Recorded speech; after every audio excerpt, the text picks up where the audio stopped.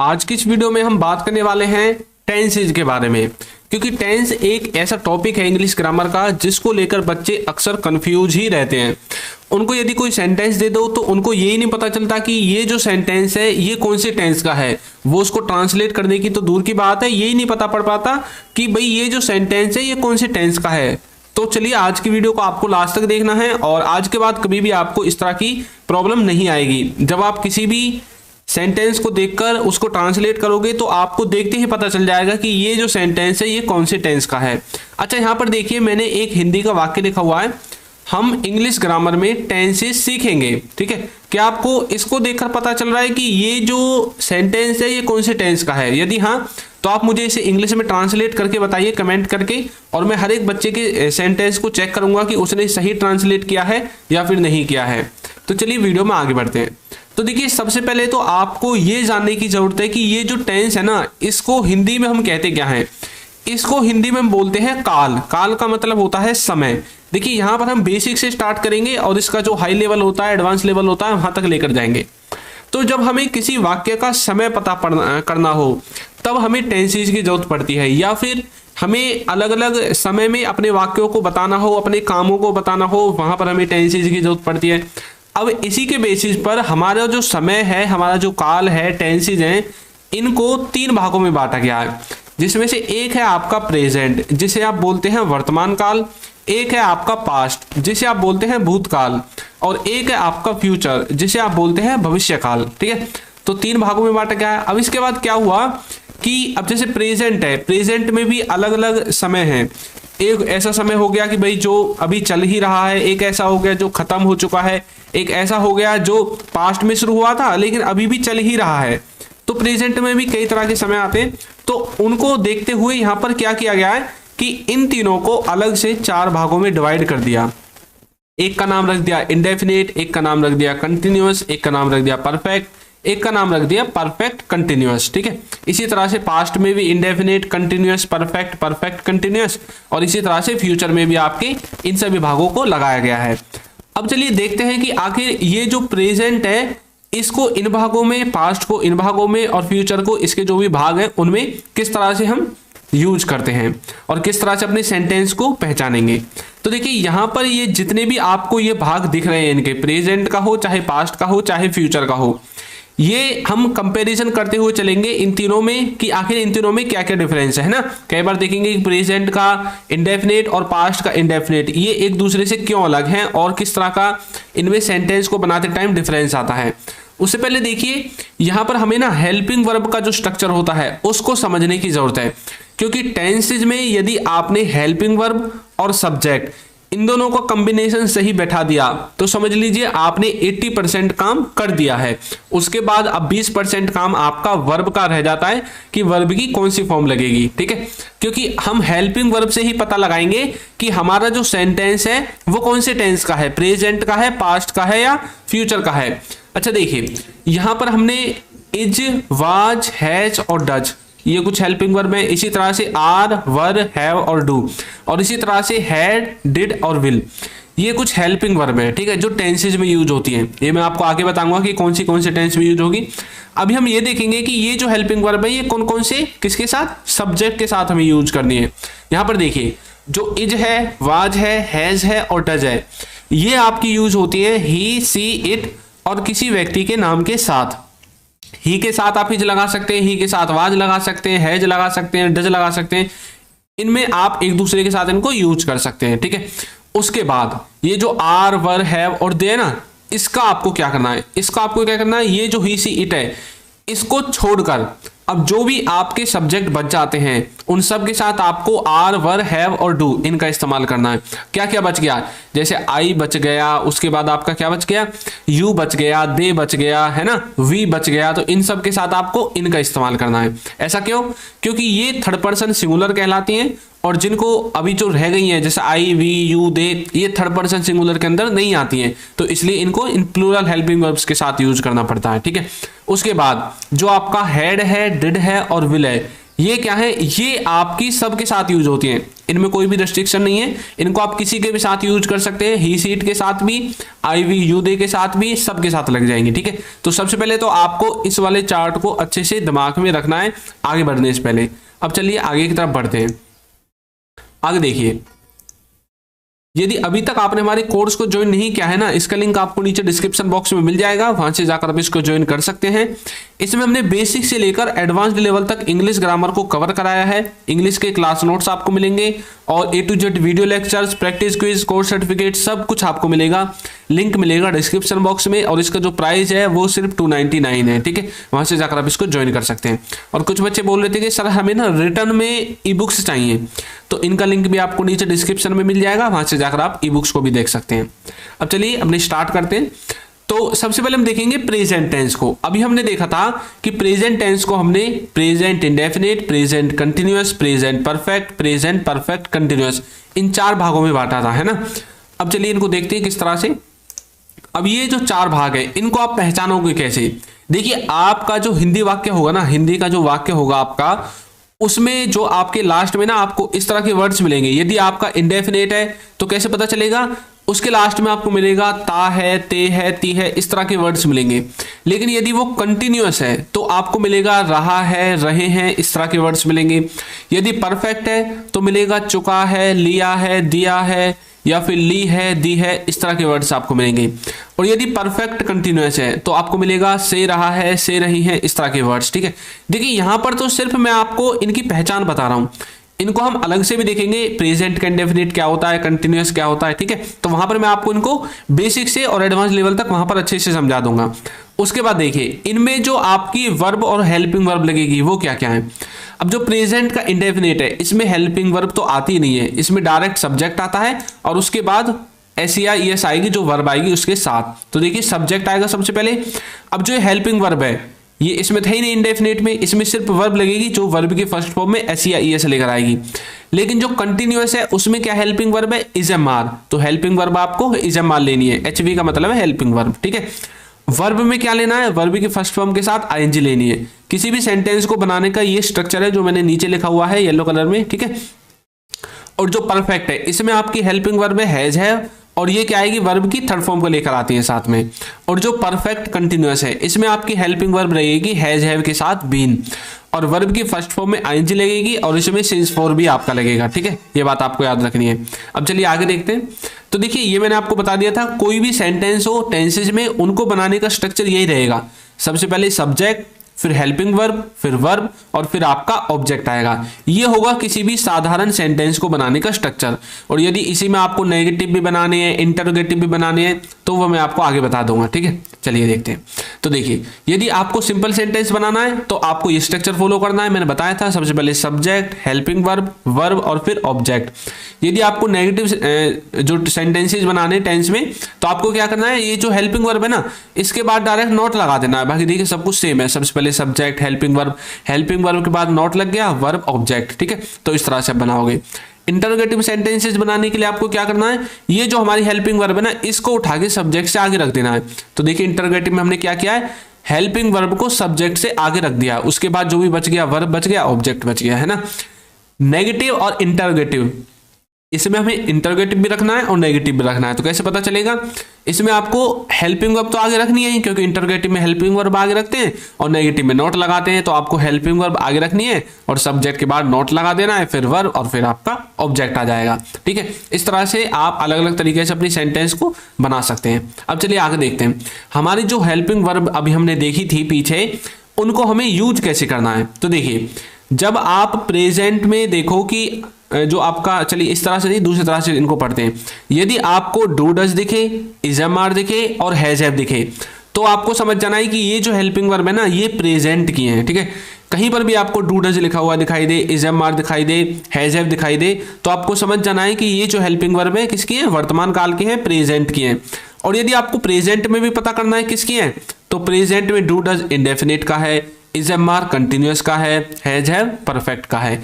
इसी तरह से यदि आपको डिड कहीं पर दिखाई दे, वाज वर दिखाई दे, हैड दिखाई दे, तो आपको क्या करना है, ये किसकी हेल्पिंग वर्ब है, ये है आपकी पास्ट की हेल्पिंग वर्ब। और पास्ट में भी 4 भाग है। डिड आपका लगेगा इंडेफिनेट में, वाज वर लगेगा कंटिन्यूअस में, हैड लगेगा परफेक्ट में। ठीक है, इस तरह से।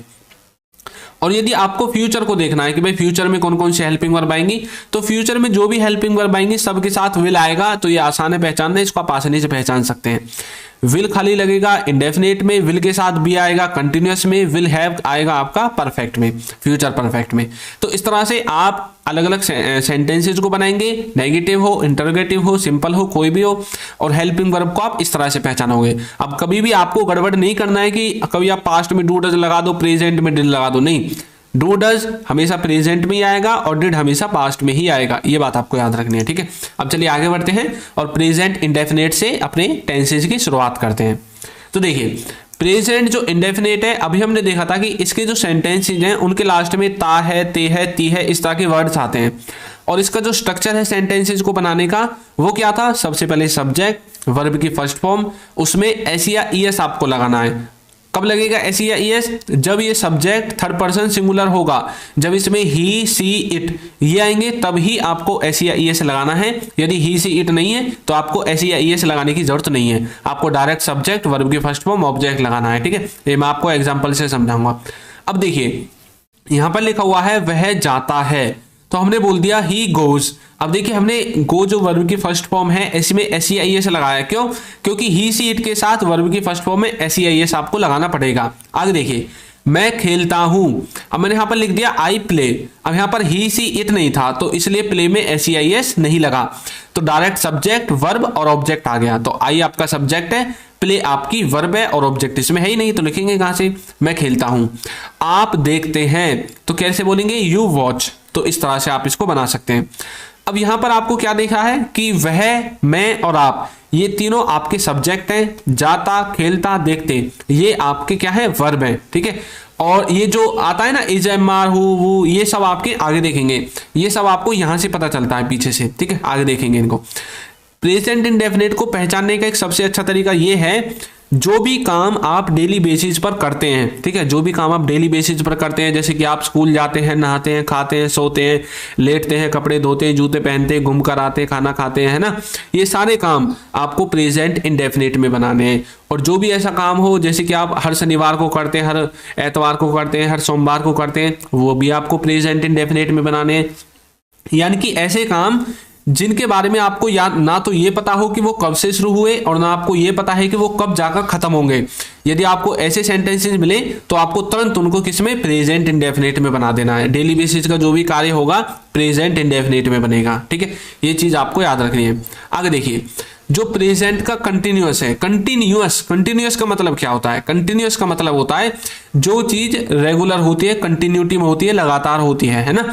अब देखिए, इसके जो सेंटेंसेज है ना, उसके हिंदी के वाक्य में आपको लास्ट में क्या मिलेगा, रहा है, रहे हैं, रही हैं।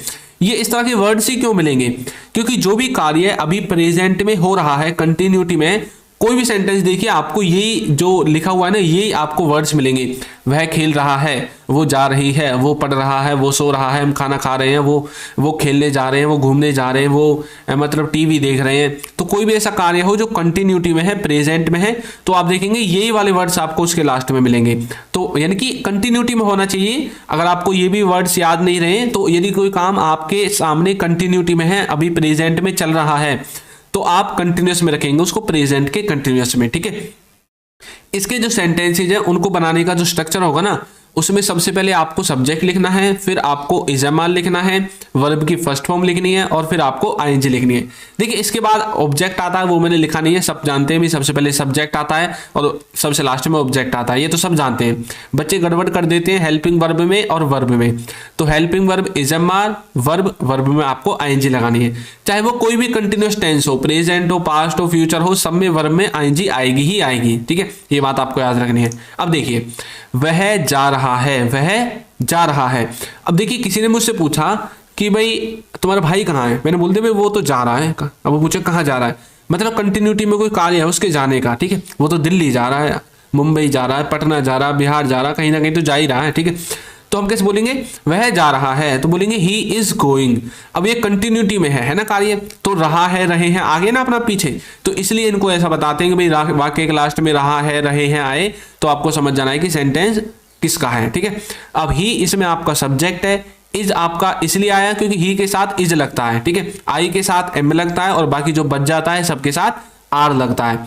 ही सब्जेक्ट, इज आपका हेल्पिंग वर्ब आ गया और गोइंग आपकी वर्ब आ गई, गो में आईएनजी लगाकर। ठीक है, और देखिए मैं खेल रहा हूं, मम्मी ने मुझसे फोन करके पूछा भाई कहाँ हो, क्या कर रहे हो, मैंने बोल दिया मम्मी मैं खेल रहा हूं, मतलब मेरे खेलने का जो काम है वो कंटिन्यूटी में है, मैं थोड़ी बाद में आऊंगा, तो मतलब ये कंटिन्यूअस टेंस में रखा जाएगा प्रेजेंट में। तो कैसे बोलेंगे, I am playing, I subject, am आपकी हेल्पिंग वर्ब है, प्ले में आईएनजी हमने लगा दी है, प्ले वर्ब के फर्स्ट फॉर्म में आईएनजी, प्लेइंग, मैं खेल रहा हूं, प्लेइंग। ठीक है, तो रहा हूं, रहा है, इस तरह के वर्ड से आपको मिलेंगे। आप देख रहे हैं, क्या देख रहे हैं, टीवी देख रहे हैं, मोबाइल देख रहे हैं, फिल्म देख रहे हैं, क्रिकेट देख रहे हैं, मैच देख रहे हैं, कोई खेल देख रहे हैं, तो मतलब कोई चीज देख रहे हैं, कंटिन्यूटी में है, तो बोलेंगे यू आर वॉचिंग, क्या watching, you are watching TV, you are watching match, radio, जो भी आपका चीज है उन सब का आप इस तरह से यूज कर सकते हैं। ठीक है, तो प्रेजेंट कंटिन्यूस आपको समझ में आ गया। उसके बाद है प्रेजेंट का परफेक्ट टेंस। प्रेजेंट परफेक्ट में देखिए जो आपका प्रेजेंट परफेक्ट है ना, इसको बच्चे कंफ्यूजन में रहते हैं, क्योंकि ये ऐसा है जिसमें बच्चे अटक जाते हैं, लेकिन आज के बाद नहीं अटकोगे।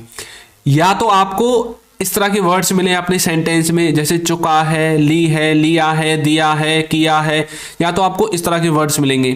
या फिर आपको कैसे पहचानना है, कोई भी ऐसा काम जो प्रेजेंट तक हो गया है।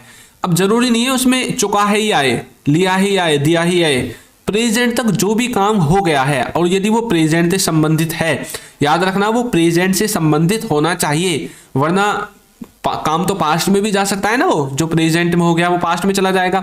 लेकिन यदि कोई हमसे ऐसा सवाल पूछे कि वो प्रेजेंट तक संबंधित हो, तब हमें प्रेजेंट परफेक्ट में लिखना है। एग्जांपल से समझेंगे।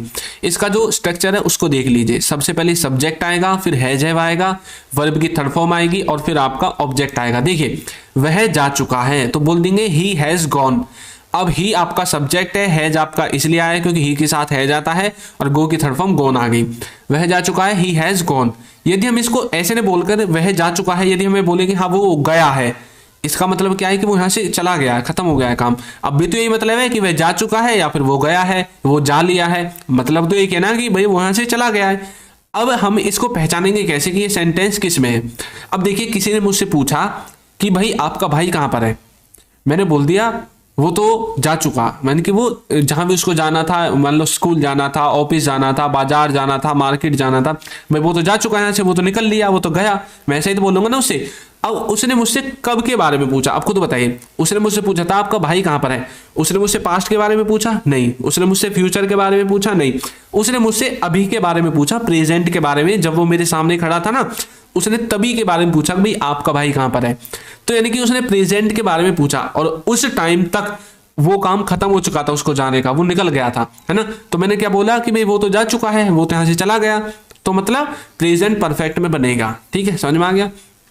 मैं खेल लिया हूं, आई हैव प्लेड। अब किसी ने मुझसे पूछा कि भाई तुम खेले हो नहीं खेले हो, मतलब उसने मुझसे प्रेजेंट के बारे में पूछा ना, भाई प्रेजेंट तक तुम अभी खेले हो या नहीं खेले हो। मैंने बोला हाँ मैं खेल लिया हूं, I have played. I subject, I के साथ हैव आता है हेल्पिंग वर्ब में और प्ले की थर्ड फॉर्म प्लेड। मैं खेल लिया हूं, आई हैव प्लेड। यदि मैं इसको ऐसे बोलूं मैं खेल चुका हूं, तब भी ऐसे ही बनेगा, आई हैव प्लेड, है ना। तो आपको क्या बताना है यहाँ पर, आपको प्रेजेंट तक की बातें बतानी है। प्रेजेंट तक कोई काम परफेक्टली खत्म हो गया है या परफेक्टली शुरू हो गया है। प्रेजेंट तक कोई काम या तो परफेक्टली खत्म है या परफेक्टली शुरू है, वहां पर आपको प्रेजेंट परफेक्ट का इस्तेमाल करना है। यदि आपको ये बात याद ना रहे तो लास्ट में इस तरह के वर्ड्स मिलेंगे, उनसे भी आप पता लगा सकते हैं। आपने किताब ले ली है, ली है, दी है, की है, इन सब में भी आप प्रेजेंट परफेक्ट का इस्तेमाल करते हैं। मैंने बोल दिया you have taken the book. You आपका सब्जेक्ट है, हैव आपकी हेल्पिंग वर्ब है, टेक की थर्ड फॉर्म टेकन आ गई, द बुक आपका ऑब्जेक्ट है इसमें। ठीक है, तो you have taken the book, आपने किताब ले ली है। अब मान लीजिए कि भाई मैंने अपने दोस्त को फोन करके बोला था कि भाई मेरे लिए ना एक किताब लेकर आना इंग्लिश ग्रामर की बुक सेलर से। अब मैंने उसको फोन करके पूछा भाई आपने किताब ले ली है नहीं ले ली, मतलब ली है या नहीं ली है, मैंने उससे ऐसे पूछा। अब मैंने उससे कब के बारे में पूछा, अभी के बारे में पूछा ना जब मैंने फोन किया, यार अब तूने वो खरीद भी ली है नहीं खरीदी अब तक। अब तक, प्रेजेंट तक, है ना। तो किस में बोलेंगे? प्रेजेंट परफेक्ट में बोलेंगे। वो बोलेगा हाँ मैंने किताब ले ली है, हाँ ठीक है ना, ऐसे बोलेंगे।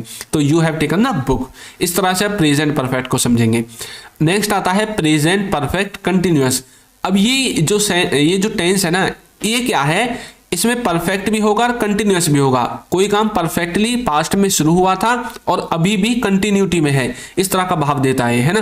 तो यदि आपको इसे पहचानना है हिंदी में, तो आपको जो सेंटेंस है ना उनके ऐसे मिलेंगे, उनके लास्ट में वर्ड, किसी समय से कोई किसी काम को कर रहा है, कर रहे हैं, इस तरह से, है ना। तो इसका जो स्ट्रक्चर है वो थोड़ा सा बड़ा है, तो आपको इसे याद कर लेना है। इसमें क्या होगा, आपको स्ट्रक्चर को याद करने का तरीका बता दूं।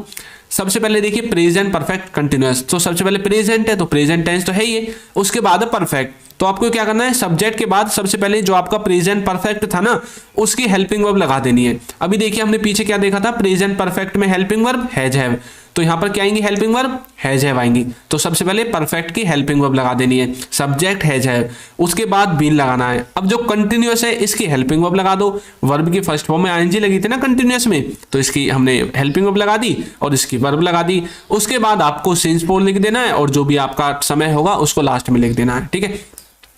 यहां पर क्या काम होता है प्रेजेंट परफेक्ट कंटिन्यूअस में, कि कोई काम पास्ट में शुरू हुआ था और पास्ट में शुरू होने के बाद अभी भी, तब से शुरू होकर अभी भी वो कंटिन्यूटी में ही है, चल ही रहा है प्रेजेंट में भी, उसको आप प्रेजेंट परफेक्ट कंटिन्यूअस टेंस के अंदर रखते हैं। जैसे कि आज शाम से बादल गरज रहा है, इसका मतलब क्या है कि भाई शाम से बादल ने गरजना स्टार्ट किया और अभी भी गरज ही रहा है। मान लीजिए कि आपके पापा जी हैं, वो ड्यूटी गए हैं, ऑफिस गए हैं, कंपनी गए हैं, जहां पर भी काम करते हैं, जहां पर भी वो काम करते हैं वहां पर चले गए, ठीक है, सुबह गए थे और उन्होंने फोन करके पूछा, क्योंकि मौसम खराब था, उन्होंने फोन करके पूछा भाई वहां पे मौसम कैसा है। आपने बोला शाम से ही बादल गरज रहे हैं, यानी कि शाम से और अब तक गरज ही रहे हैं, है ना। तो पास्ट में शुरू हुई थी क्रिया, हो सकता है कि अब रात हो गई हो, शाम से गरजने स्टार्ट किया था तो अब रात हो गई है। तो मतलब पास्ट में कोई काम शुरू हुआ और अभी भी चल ही रहा है प्रेजेंट में, तो आप किस में बोलेंगे, प्रेजेंट परफेक्ट कंटिन्यूअस में। तो बादलों को बोलते हैं क्या, क्लाउड, ठीक है। और थंडरिंग का मतलब होता है गरजना, बिजली चमकना, इस तरह से, है ना। तो बोलेंगे the clouds have been thundering since this evening. The clouds आपका सब्जेक्ट है, हैव आपका यहां से आ गया है, उसके बाद बीन आ गया है, थंडर में आईएनजी लग गया है, वर्ब की फर्स्ट फॉर्म के साथ आईएनजी बताया था तो थंडरिंग बन गया। उसके बाद सिंस या फॉर में से एक लग गया सिंस, और यहां पर क्या है, शाम से, दिस इवनिंग, ठीक है। अब यहां पर आपको क्या चीज याद रखनी है कि ये सिंस फॉर कहां पर यूज होंगे। देखिए जब आप एक टाइम ड्यूरेशन बताएंगे, 2 घंटे से 2 बजे से, सॉरी 2 घंटे से 2 दिनों से, 2 महीनों से, 2 सालों से, एक टाइम ड्यूरेशन आपने बताई है, तब तो आपको फॉर का इस्तेमाल करना है। लेकिन जब आप एक फिक्स टाइम बताएंगे, जो एक फिक्स समय होता है, जैसे इवनिंग हो गया, ये फिक्स समय है, 24 घंटे में एक बार ही आएगा, 2 बजे, 4 बजे, 5 बजे, 6 बजे एक बार ही बजेगा। 2 घंटे, 4 घंटे, 5 घंटे ये एक बार नहीं है, अभी भी 2 घंटे हो सकते हैं, इसके बाद भी 2 घंटे हो सकते हैं, लेकिन 2 यदि एक बार बच गए तो अगले दिन ही बजेंगे डायरेक्ट, है ना। तो इस चीजों को आपको सिंस के साथ रखना है, जो पक्की चीजें हैं, जैसे 2 बजे से, 4 बजे से, 6 बजे से, 2 तारीख से, 2007 से, ये पक्की चीजें हैं, तो इनको सिंस के साथ रखना है। और यदि टाइम ड्यूरेशन बतानी है तो फॉर का इस्तेमाल करना है, ठीक है। आगे देखिए, राहुल 2 घंटे से खेल रहा है। राहुल ने स्टार्ट किया खेलना और अब वो उसको खेलते खेलते 2 घंटे हो चुके हैं, और किसी ने फोन करके पूछा भाई राहुल कहाँ पर है। हमने उसकी चुगली कर दी, भाई भैया वो तो 2 घंटे से खेल ही रहा है, पढ़ने लिखने का तो नाम ही नहीं है उसका। तो मतलब 2 घंटे से कोई काम रेगुलर हो रहा है, कंटिन्यूटी में है, पास्ट में स्टार्ट हुआ और अब भी कंटिन्यूटी में है। तो 2 घंटे से एक टाइम ड्यूरेशन है ना, समय अवधि है, तो इसको हम किससे बोलेंगे, फॉर से। यदि यहाँ होता 2 बजे से तो सिंस से बताते हैं ना, तो कैसे बोलेंगे, Rahul has been playing for 2 hours. तो राहुल 2 घंटे से खेल रहा है। राहुल आपका सब्जेक्ट है, हैज बीन आपका स्ट्रक्चर से आया है, प्ले में आईएनजी लग गया है क्योंकि वर्ब फर्स्ट फॉर्म में आईएनजी लगानी है, फॉर आपका यहां से आ गया है, 2 आवर आपका समय था जो 2 घंटे से भी दिया गया है, ठीक है। इस तरह से बनाएंगे। तो प्रेजेंट टेंस खत्म, अब आगे बढ़ते हैं पास्ट टेंस की तरफ। देखिए प्रेजेंट में जो भी बातें हुई थी वो सब हुई थी वर्तमान काल को लेके। अब जो भी बातें पास्ट में होंगी ये होंगी भूतकाल को लेके, ठीक है, पास्ट में जो भी कार्य किए थे। तो जिस तरह से प्रेजेंट को 4 भागों में बांटा था ना, उसी तरह से पास्ट टेंस को भी 4 भागों में बांटा गया है। Past indefinite, past continuous, past perfect और पास्ट परफेक्ट कंटिन्यूअस, ठीक है। अब यहां पर आप इनको पहचानोगे कैसे, इनको पहचानने का तरीका क्या है कि जो पास्ट इंडेफिनिट टेंस है इसके लास्ट में आपको क्या मिलेगा, इसके जो हिंदी के वाक्य होंगे, ली, दी, लिया, दिया, गया, किया, इस तरह के वर्ड्स मिलेंगे। कंटिन्यूअस में रहा था, रहे थे, रही थी, इस तरह के वर्ड्स मिलेंगे। परफेक्ट में चुका था, लिया था, दिया था, लिया था, ली थी, दी थी, इस तरह के वर्ड्स मिलेंगे। परफेक्ट कंटिन्यूअस में से रहा था, से रही थी, इस तरह के वर्ड्स मिलेंगे, है ना। अब चलिए इनकी हेल्पिंग वर्ब को देखते हैं, कौन कौन सी हेल्पिंग वर्ब इसमें यूज होंगी। तो जो पास्ट का इंडेफिनिट होगा ना, इसमें वर्ब की सेकंड फॉर्म यूज होगी। यही इकलौता एक टेंस है जिसमें वर्ब की सेकंड फॉर्म लगती है। और जो कंटिन्यूअस है, इसमें वाज वर्ब आपकी हेल्पिंग वर्ब रहेगी और वर्ब की फर्स्ट फॉर्म में आईएनजी आपको वर्ब में लगानी है ना। तो सब्जेक्ट ऑब्जेक्ट तो सब लास्ट में होते ही हैं। यहाँ पर मैंने मेन हेल्पिंग वर्ब और वर्ब को लिखा है जिससे कि आप अच्छे से समझ जाओ। तो कंटिन्यूअस में वाज वर्ब हेल्पिंग वर्ब और वर्ब की फर्स्ट फॉर्म में आईएनजी आपकी वर्ब आएगी। परफेक्ट में हैड आपकी हेल्पिंग वर्ब और वर्ब की थर्ड फॉर्म के साथ आएगी। हैड बीन आपकी हेल्पिंग वर्ब रहेगी परफेक्ट कंटिन्यूअस में और वर्ब की फर्स्ट फॉर्म में आईएनजी आएगी और सिंस फॉर आएगा। ठीक है, ये तो वैसे ही था जैसे हमने प्रेजेंट में देखा था, सिर्फ चेंज क्या हुआ है, हेल्पिंग वर्ब चेंज हुई है, बाकी वर्ब तो सब में सेम है ना। कोई भी टेंस हो, यदि वो परफेक्ट में है, चाहे present perfect, past perfect, future perfect, सब में वर्ब की थर्ड फॉर्म लगती है। कोई भी कंटिन्यूअस हो, वर्ब की फर्स्ट फॉर्म के साथ आईएनजी आएगी। ठीक है, कोई भी परफेक्ट कंटिन्यूअस हो, उसमें भी वर्ब की फर्स्ट फॉर्म में आईएनजी और सिंस फॉर आएगा। ये बात आपको याद रखनी है। अब चलिए आगे देखते हैं और सबसे पहले हम पास्ट इंडेफिनिट को देखेंगे। पास्ट इंडेफिनिट के जो सेंटेंसेस होंगे ना, उनके लास्ट में आपको किस तरह के वर्ड्स मिलेंगे, ता, था या फिर लिया, ली, दी, इस तरह के वर्ड्स मिलते हैं। यदि आपको ये वर्ड्स याद रहते हैं तो ठीक है, वरना मैं आपको ना एक अच्छी मतलब एक समझने वाली बातें बताता हूँ। उससे पहले हम एक बार इसके स्ट्रक्चर को देखते हैं। तो इसमें सबसे पहले सब्जेक्ट आएगा, वर्ब की सेकंड फॉर्म आएगी और फिर ऑब्जेक्ट आएगा। ठीक है, अब देखिए कैसे। यहाँ पर लिखा हुआ है वह जाता था और हमने यहाँ पर लिख दिया ही वेंट। ठीक है, लेकिन इसी सेंटेंस को हम यूज्ड टू के द्वारा भी तो बना सकते हैं, ही यूज्ड टू गो, है ना। आपने यूज्ड टू तो पढ़ा होगा, कोई काम पास्ट में किया करते थे, तो ये पास्ट का ही तो सेंटेंस है यहाँ से। तो यदि आप इस तरह से बनाना चाहते हैं तो आसानी से बना सकते हैं, आप इसको यूज्ड टू के द्वारा भी बना सकते हैं। अब देखिए यहाँ पर आप खेले, मान लीजिए कि मैच हो रहा था। ठीक है, अब मैच में क्या हुआ कि भाई आप वहां पर पहुंचे नहीं थे मैच के टाइम पे और आप घर आ गए और मतलब मैच भी खत्म हो गया और जो मैच के प्लेयर्स थे वो भी घर आ गए। अब आप अपने दोस्त से पूछा, भाई तुम भी खेले थे क्या, मतलब तुम खेले थे क्या। आपने क्या पूछा उससे, आपने उससे पूछा सवाल उस टाइम के बारे में जिस टाइम पर मैच चल रहा था, वो मैच खेलने गए थे, कि जब मैच चल रहा था उस टाइम पर आप खेले या नहीं खेले, मतलब यू प्लेड, तुम खेले। ठीक है, वो बोलेगा हाँ मैं खेला था, तो आप बोलोगे तुम खेले, यू प्लेड। ठीक है, इस तरह से। तो पास्ट के यदि पॉइंट ऑफ टाइम में, किसी पॉइंट ऑफ टाइम में आपको कोई काम को पूछना हो पास्ट के ही, तो तब आपको पास्ट इंडेफिनिट का यूज करना पड़ता है। ठीक है, बाकी आप ये वर्ड्स तो याद कर ही सकते हैं। आपने देखा, you watched, you played, he went, तो सबकी वर्ब की सेकंड फॉर्म इसमें आएगी। ठीक है, इस तरह से आप पास्ट इंडेफिनिट को देख सकते हैं। आगे है पास्ट कंटिन्यूअस। पास्ट कंटिन्यूअस का मतलब होता है कि कोई काम पास्ट में कंटिन्यूटी में था, लगातार चल रहा था, लगातार हो रहा था। इसीलिए तो इसके जो हिंदी के वाक्य हैं उनके लास्ट में आता है रहा था, रहे थे, रही थी, हो रहा था, हो रहे थे, जा रही थी, जा रहा था, कर रहे थे, खा रहे थे, सो रहे थे, पढ़ रहे थे, लिख रहे थे।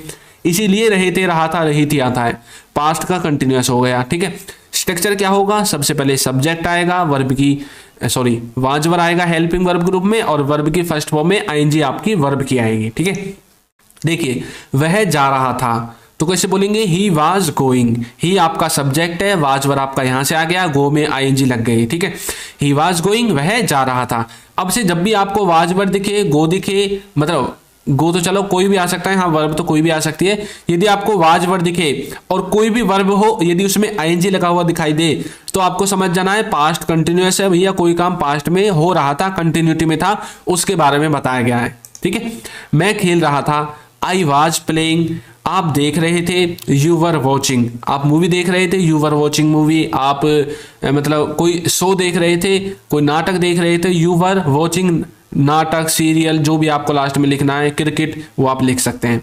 तो पास्ट कंटिन्यूअस आपके समझ में आ गया होगा, पास्ट में कोई काम कंटिन्यूटी में था, या हिंदी के वाक्य में आपको इस तरह के वर्ड्स मिलेंगे। ठीक है, पास्ट परफेक्ट। पास्ट परफेक्ट का मतलब है कोई काम पास्ट में परफेक्टली हो गया था, या तो वो परफेक्टली खत्म हो गया था या परफेक्टली शुरू हो गया था।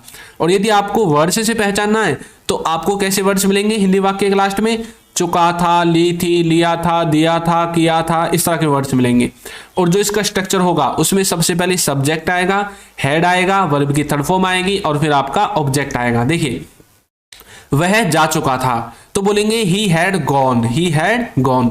ही आपका सब्जेक्ट है, हैड आपका क्या है इसमें, हैड आपकी हेल्पिंग वर्ब है, और गो के साथ थर्ड फॉर्म लग गई तो गॉन बन गया। गो की सेकंड फॉर्म होती तो वेंट आ जाता है ना, इस तरह से। और देखिए मैं खेल लिया था, तो बोलेंगे I had played, I had played मैं खेल लिया था। या फिर ऐसे भी बोल सकते हैं मैं खेल चुका था, मतलब तो ये क्या ना, खेलने का काम आपका हो गया, परफेक्टली खत्म। आपने किताब ले ली थी, you had taken the book, you had taken the book. इस तरह से आप पास्ट परफेक्ट को देखेंगे। पास्ट परफेक्ट कंटिन्यूअस, पास्ट के किसी समय में कोई काम स्टार्ट हुआ और पास्ट में ही वो कंटिन्यूटी में कुछ समय रहा और उसके बाद खत्म हो गया, इसको कहते हैं पास्ट परफेक्ट कंटिन्यूअस। इसके जो सेंटेंसेज होंगे उनके लास्ट में आपको क्या मिलेगा, से रहा था, से रहे थे, इस तरह के वर्ड्स।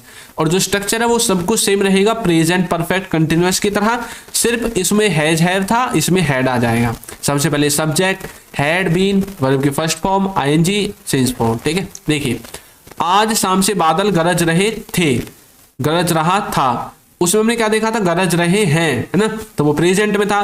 गरज रहा था या गरज रहे थे ये पास्ट में है, तो कैसे बोलेंगे, the clouds had been thundering since this evening, इस तरह से।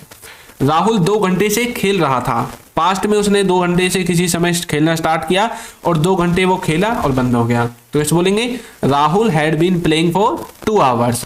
इस तरह से पास्ट परफेक्ट कंटिन्यूअस टेंस को आप कर सकते हैं। अब देखेंगे फ्यूचर टेंस को। फ्यूचर का भी यही हाल है, इसको भी 4 भागों में बांटा गया है, future indefinite, future continuous, future perfect continuous, है ना। अब देखिए, अब हम देखेंगे जो इनकी पहचान है वो क्या है हिंदी में। फ्यूचर के जो इंडेफिनिट है उसके लास्ट में आपको क्या मिलेगा, जो हिंदी के वाक्य होंगे, गागेगी। कंटिन्यूअस में क्या मिलेगा, रहा होगा, रहे होंगे। परफेक्ट में क्या मिलेगा, चुका होगा, लिया होगा। परफेक्ट कंटिन्यूअस में क्या मिलेगा, से रहा होगा, से रही होगी, इस तरह के वर्ड्स मिलेंगे, ठीक है। इनकी हेल्पिंग वर्ब देखते हैं। इनकी जो हेल्पिंग वर्ब है उनमें क्या करना है आपको, जो इंडेफिनिट है उसमें विल के साथ वर्ब की फर्स्ट फॉर्म लगेगी, और जो फ्यूचर का कंटिन्यूअस है उसमें विल के साथ बी लगेगा और वर्ब में आईएनजी लगेगी। विल हैव लगेगा परफेक्ट में और इसके साथ वर्ब की थर्ड फॉर्म लगेगी, और परफेक्ट कंटिन्यूअस में विल हैव बीन लगेगा, वर्ब की फर्स्ट फॉर्म में आईएनजी और सिंस फॉर आएगा। ये रहा इसके सेंटेंस को बनाने का स्ट्रक्चर। सब्जेक्ट ऑब्जेक्ट तो होता ही आगे पीछे, हेल्पिंग वर्ब आपके सामने लिखी हुई है और वर्ब भी आपके सामने लिखी हुई है, कौन कौन सी किसके साथ लगती है। अब चलिए आगे देखते हैं। सबसे पहले हम देखेंगे फ्यूचर के इंडेफिनिट को। फ्यूचर का मतलब होता है भविष्य काल। अब जो भी काम भविष्य में होंगे, आने वाले समय में होंगे, वो सब फ्यूचर में बनेंगे। अब फ्यूचर में भी इंडेफिनिट को हम देख रहे हैं, तो फ्यूचर इंडेफिनिट का मतलब है कि ऐसा काम जो आप वन टाइम का बताना चाहते हैं, आने वाले समय में एक बार में हो जाएगा, है ना। देखिए इसका जो सेंटेंस है उनके लास्ट में गा, गेगी, इस तरह के वर्ड्स मिलते हैं, और जो इसका स्ट्रक्चर है बनाने का, उसमें सबसे पहले सब्जेक्ट आएगा, विल आएगा, वर्ब की फर्स्ट फॉर्म आएगी और फिर ऑब्जेक्ट आएगा। जैसे कि वह जाएगा तो बोलेंगे he will go, he will go. मैं खेलूंगा तो बोलेंगे I will play, I will play. आप देखेंगे तो बोलेंगे यू विल वॉच। अब ये जितने भी वाक्य हैं फ्यूचर के हैं। ही आपका सब्जेक्ट है, आई आपका सब्जेक्ट है और यू आपका सब्जेक्ट है। उसके बाद तीनों में विल है, गो, प्ले और वॉच वर्ब की फर्स्ट फॉर्म है। फ्यूचर का जो कंटिन्यूअस है ये हमें बताता है कि कोई काम आने वाले समय में कंटिन्यूटी में होगा, रेगुलर होगा। तो इसके जो वाक्य है उनके लास्ट में मिलेगा रहा होगा, रहे होंगे, इस तरह के वर्ड्स। और जो इसका स्ट्रक्चर होगा उसमें सबसे पहले सब्जेक्ट आएगा, विल भी आएगा, वर्ब की फर्स्ट फॉर्म के बाद आईएनजी आएगा। जैसे कि वह जा रहा होगा आने वाले समय में तो बोलेंगे ही विल बी गोइंग। मैं खेल रहा होऊंगा बोलेंगे, ठीक है। तो मैं बोलूंगा आई विल बी प्लेइंग। आप देख रहे होंगे तो बोलेंगे यू विल बी वॉचिंग। तो कोई काम आने वाले समय में कर रहा होगा, कर रहे होंगे, ठीक है, उन सब में आपको फ्यूचर कंटिन्यूअस का इस्तेमाल करना है। फ्यूचर परफेक्ट का मतलब है कि कोई काम आने वाले समय में परफेक्टली खत्म हो जाएगा या परफेक्टली शुरू हो जाएगा, ठीक है। जो इसके हिंदी के वाक्य होंगे उसके लास्ट में आपको चुका होगा, लिया होगा, इस तरह के वर्ड्स मिलेंगे। और जो इसका स्ट्रक्चर होगा उसमें आपको विल हैव के साथ वर्ब की थर्ड फॉर्म को लगाना है। देखिए वह जा चुका होगा तो बोलेंगे he will have gone, he will have gone. मैं खेल लिया होऊंगा तो बोलेंगे आई विल हैव प्लेड।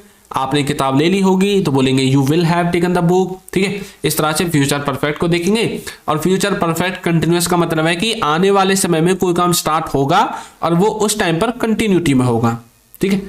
इसको जो पहचानने का फॉर्मूला है वो ये है, हिंदी वाक्य के लास्ट में से रहा होगा, से रहे होंगे, इस तरह के वर्ड्स मिलेंगे। और इंग्लिश का स्ट्रक्चर कुछ इस तरह से रहेगा।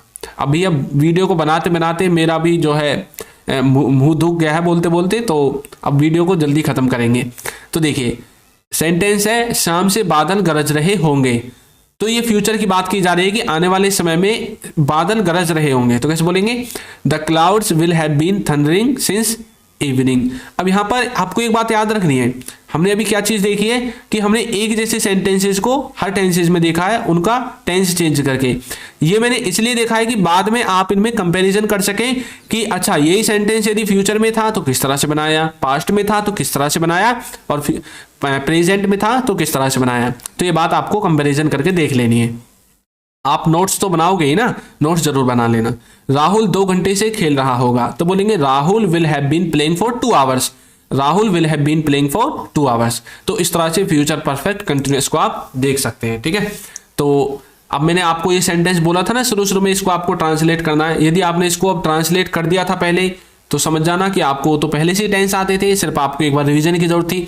यदि आप नहीं आता था आपको उस टाइम पर और अब आपने टेंसेस को देख लिया है, तो अब आपको देखना है कि ये जो सेंटेंस मैंने बोला था ये कौन से टेंस का है, और आपको इसे क्या करना है, ट्रांसलेट करके इंग्लिश में मुझे बताना है। ठीक है, तो इसको कमेंट करके बताना है कमेंट बॉक्स में। तो आपको ये वीडियो कैसी लगी है जरूर बताइएगा, और यदि अभी तक आपने हमारे चैनल को सब्सक्राइब नहीं किया है तो कर दीजिए, वीडियो को लाइक कर दीजिए और एक अच्छा सा कमेंट करना बिल्कुल ना भूलें। Thank you.